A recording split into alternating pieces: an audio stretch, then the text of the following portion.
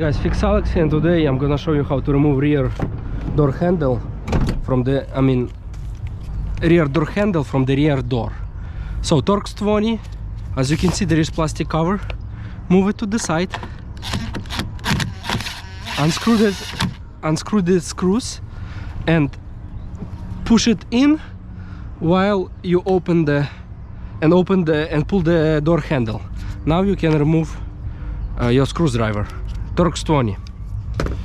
Why you need to push it? Because you're gonna put your handle in service position.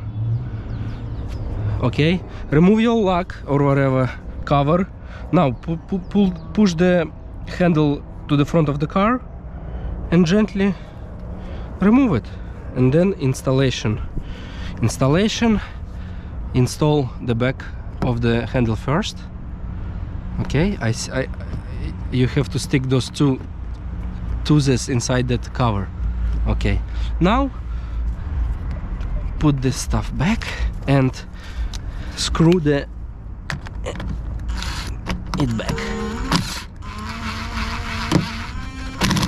That's it. Now check the results. Thank you for watching. Subscribe to the channel and comment what else should I record next. Thank you and bye.